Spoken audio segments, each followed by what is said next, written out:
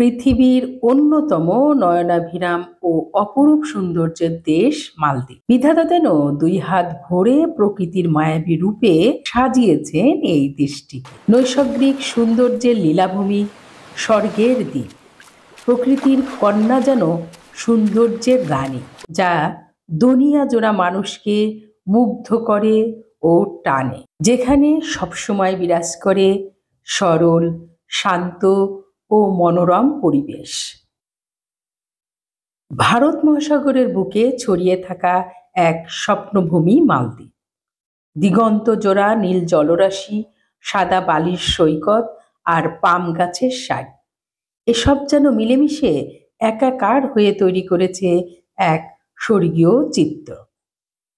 কিন্তু এই অপার সৌন্দর্যের পিছনে গল্প কি? কিভাবে সৃষ্টি হলো এই দ্বীপগুলো? চলো খুঁজে দেখা যাক মালদ্বীপের অজানা অধ্যায়।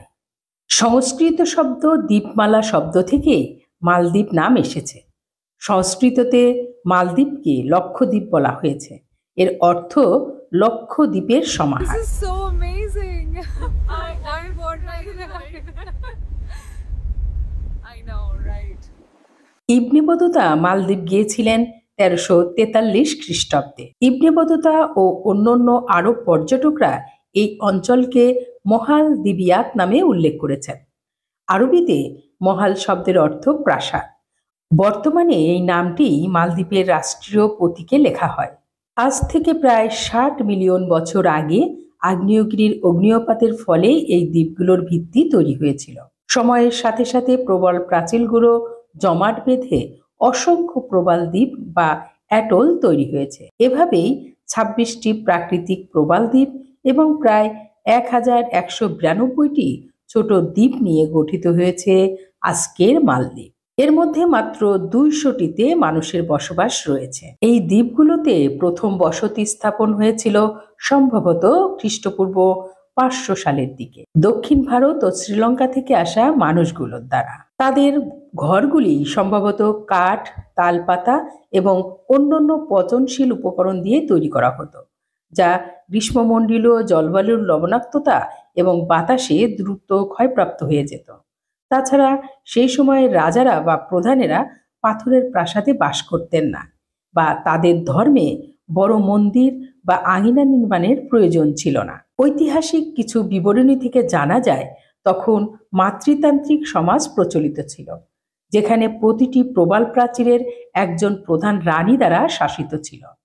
বেশ কিছু ধর্মতান্ত্রিক সমাজ, যা সূর্য দেবতা, চন্দ্র দেবতা এবং জ্যোতির্বিদ্যার প্রচলন ছিল, এবং বেশিরভাগ এলাকা পুরোহিতদের দ্বারা শাসিত ছিল। বৌদ্ধ ধর্ম সম্ভবত খ্রিস্টপূর্ব 3য় শতাব্দীতে সম্রাট অশোকের সময়ে মালদ্বীপে ছড়িয়ে পড়ে। 1400 বছরের দীর্ঘ বৌদ্ধ যুগের পর আরব বণিকদের আগমনের ফলে দ্বাদশ শতাব্দীতে ইসলাম ধর্মের প্রসার হয় এবং সালতানাত প্রতিষ্ঠিত হয়। সময়ের হাত ধরে পর্তুগিজ, ডাচ এবং ব্রিটিশদের শাসনের পর অবশেষে মালদ্বীপ 1965 সালের জুলাই মাসে ব্রিটিশদের হাত থেকে দেশটি পূর্ণ স্বাধীনতা লাভ করে। মালদ্বীপের রাষ্ট্রীয় ধর্ম হল সুন্নি ইসলাম। 1200 শতকে বৌদ্ধ ধর্ম থেকে ধর্মান্তরিত হয়ে এখানকার মানুষেরা সবাই মুসলমান। বর্তমানে 100% মুসলমানের বাস দেশটি। মালদ্বীপের রাজনীতিতে চীন ও ভারতের প্রভাব রয়েছে। 1988 সালে শ্রীলঙ্কান তামিল বিচ্ছিন্নতাবাদী সংগঠনের সাহায্যে একটি অভ্যুত্থানের চেষ্টা হয়েছিল। মালদ্বীপের রাজধানী মালে। শহরটি তার সমৃদ্ধ ইতিহাস, ঐতিহ্যবাহী স্থাপত্য এবং নীল ও সবুজ প্রাকৃতিক সৌন্দর্যের জন্য বিখ্যাত। মালদ্বীপের নিকটতম প্রতিবেশী হল ব্রিটিশ ভারত মহাদেশীয় এলাকা, অর্থাৎ শ্রীলঙ্কা ও ভারত। যুক্তরাজ্য, শ্রীলঙ্কা এবং কিছু ভারতীয় রাজ্যের সাথে মালদ্বীপের বহু শতাব্দী ধরেই সাংস্কৃতিক ও অর্থনৈতিক সম্পর্ক রয়েছে। প্রাচীন সি রুটে মালদ্বীপ ছিল জাহাজের ফুয়েল স্টেশন হিসাবেও বিখ্যাত ছিল। মালদ্বীপের কোনো নদী বা পাহাড় নেই। পর্যটনই মালদ্বীপের অর্থনীতির মেরুদণ্ড। দেশটির জিডিপির প্রায় 30% আসে সরাসরি পর্যটন খাত থেকে, এবং পরোক্ষভাবে এই খাত জিডিপিতে প্রায় 80% অবদান রাখে। বিশ্বজুড়ে মানুষের হানিমুন, বিলাসবহুল অবকাশ যাপন এবং অ্যাডভেঞ্চার প্রেমীদের জন্য মালদ্বীপ এক আদর্শ গন্তব্য। এখানকার প্রতিটি রিসোর্টই যেন এক একটি আলাদা দ্বীপের মতো। পর্যটকদের স্বাগত জানাতে রয়েছে অত্যাধুনিক মালে international airport. Welcome to Maldives. Visa. We are delighted to have you. মালদ্বীপের উন্নত যোগাযোগ ব্যবস্থার কল্যাণে পর্যটকরা অনায়াসে ছুটে বেড়াতে পারেন এক দ্বীপ থেকে অন্য দ্বীপে। পৃথিবীর মধ্যে একমাত্র মালদ্বীপে বিশালাকায় সাবমেরিনে করে সমুদ্রের তলদেশে ভ্রমণের সুযোগ রয়েছে, যা পর্যটকদের 120 ফুট গভীর সমুদ্রের তলদেশ পর্যন্ত নিয়ে যায়। গভীর সমুদ্রের তলদেশে বিশাল বিশাল মাছ, গাছগাছালি, ভয়ঙ্কর প্রাণী, উঁচু নিচু পাহাড় দেখে মুগ্ধ হন পর্যটকরা।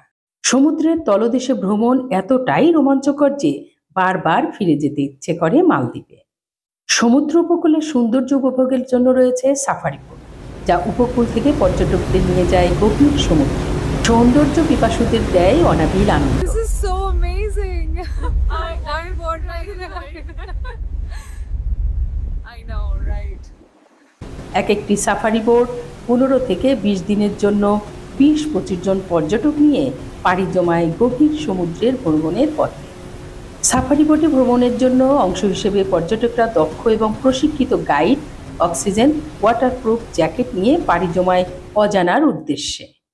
পর্যটকদের ভ্রমণের জন্য মালদ্বীপে রয়েছে প্রায় 200-রও বেশি সাফারি বোট। মালদ্বীপের অপার প্রাকৃতিক সৌন্দর্য উপভোগের জন্য ইউরোপের দেশগুলো থেকেও আসছে হাজার হাজার পর্যটক। এ কারণে শত শত হোটেল, রিসোর্ট সবসময় থাকে মুখরিত। বিলাসবহুল water villa, under water restaurant এবং স্পায়ের মতো সুবিধাগুলো পর্যটকদের মুগ্ধ করে। প্রতি বছর প্রায় 1 মিলিয়নেরও বেশি পর্যটক মালদ্বীপ ভ্রমণ করেন, যা দেশটির মোট জনসংখ্যার 3 গুণ। ও বলে রাখি, মালদ্বীপের বর্তমান জনসংখ্যা 3 লাখের কিছু বেশি। বাংলাদেশ থেকেও প্রতি বছর পর্যটকরা এখানে প্রচুর আসেন। তারা মালদ্বীপ ভ্রমণ উপভোগ করেন এবং সেই সাথে বাংলাদেশি পর্যটকদের অন্যতম আকর্ষণ মালদ্বীপের রাজধানী মালের বড় মসজিদটি। প্রতিদিন সকাল থেকে দুপুর পর্যন্ত পর্যটকদের ভিড় থাকে এই মসজিদটি দেখার জন্য। মালদ্বীপে প্রায় 1,25,000 প্রবাসী শ্রমিক কাজ করে। তার মধ্যে বাংলাদেশের সংখ্যা প্রায় 60,000-এর মতো। ঢাকা থেকে মালদ্বীপ যেতে হলে সাধারণত সরাসরি ফ্লাইট পাওয়া খুব কঠিন, তাই শ্রীলঙ্কার কলম্বো, ভারতের চেন্নাই বা মালয়েশিয়ার কুয়ালালামপুর হয়ে ট্রানজিট ফ্লাইটে যেতে হয়। বাংলাদেশের একমাত্র বিমান সংস্থা ইউএস বাংলা এয়ারলাইন্স সপ্তাহে 4 দিন ঢাকা থেকে মালদ্বীপের রাজধানী মালে ফ্লাইট পরিচালনা করছে।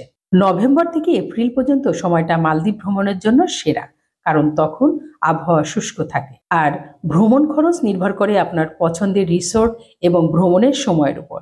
একজন পর্যটকদের জন্য 3-4 দিনের প্যাকেজের খরচ সাধারণত 1,20,000 টাকার মতো হতে পারে, যার মধ্যে থাকা, খাওয়া এবং যাতায়াত অন্তর্ভুক্ত। মালিকি রাত্রি নামে একটি উৎসব এখানে পালিত হয়, যেখানে স্থানীয়রা সমুদ্রের প্রতি শ্রদ্ধা জানিয়ে বিশেষ নৌকা সাজিয়ে পানিতে ভাসায়।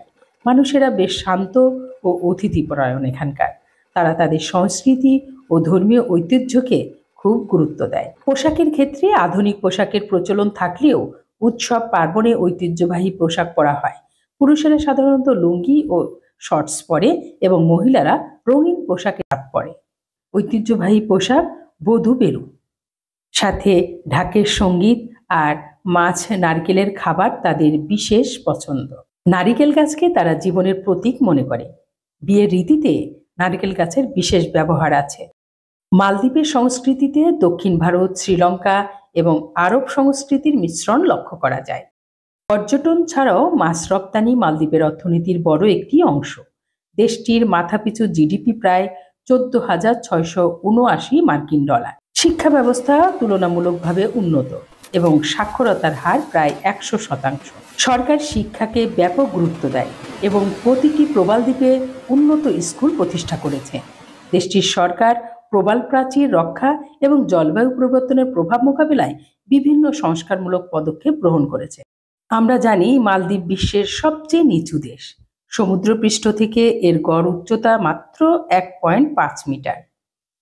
এ কারণে জলবায়ু পরিবর্তনের কারণে সমুদ্রপৃষ্ঠের উচ্চতা বৃদ্ধি পাওয়ায় দেশটির বিশ্বের অন্যতম ঝুঁকির মুখে রয়েছে।